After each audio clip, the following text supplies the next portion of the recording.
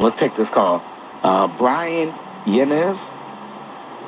Brian. Hey, how you doing? Good, how are you? Can hear me? Yes, sir. All right, I appreciate you taking my call. No problem. Thanks for calling. This verdict, in my humble, respectful opinion, is a miscarriage of justice, and I honestly believe the streets just became more dangerous for law-abiding, Second Amendment-believing, and gun owners. Absolutely. The message just went out to all cops that there's not going to be a consequence if you shoot someone, even this flagrantly.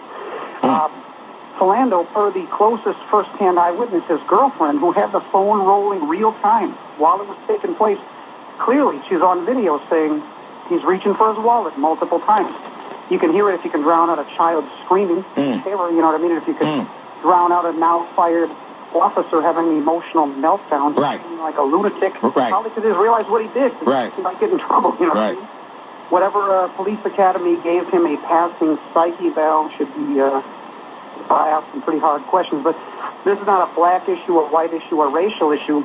The freedom to get onto your horse or in modern times into your car and go wherever the heck you want, go there safely without interference, particularly government interference, classic American concept, closely tied into our definition and practice of freedom.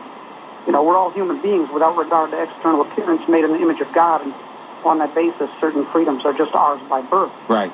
You know, and when you get pulled over, gun owners, they usually courteously, they make an officer aware of the fact that, you know what, I'm a licensed gun carrier, there's a gun in the car. They even hand their license to the cop, not because they have to, but out of respect.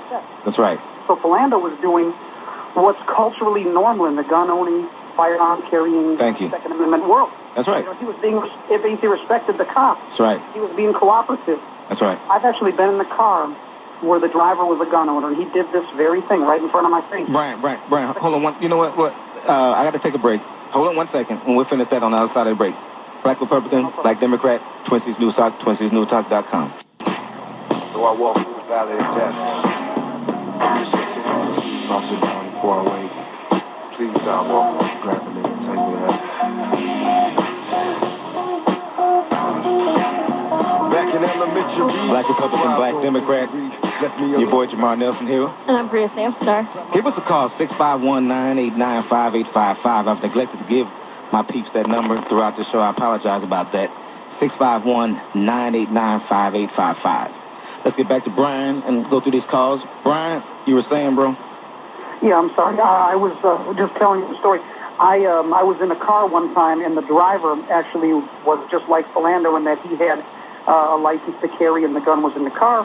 And he literally told the cop this and handed the license to him in front of my face.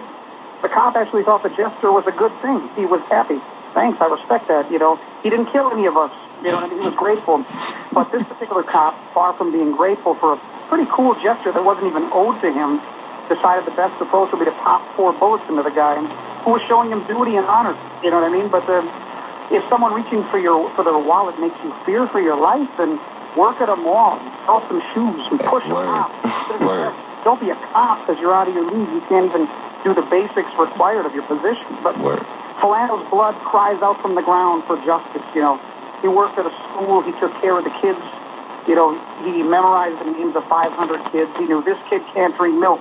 This one needs gluten, you know. Right. And they killed the male lunch lady, you know, who wouldn't hurt a fly for the crime of grabbing his wallet. And it went straight to execution without, Philando was never convicted of anything, you know, for this thing. But my thing is, if it can happen to him today, it can happen to me, it can happen to you tomorrow because the door is open. And it would. You're right. And you're absolutely right. And it's live with you.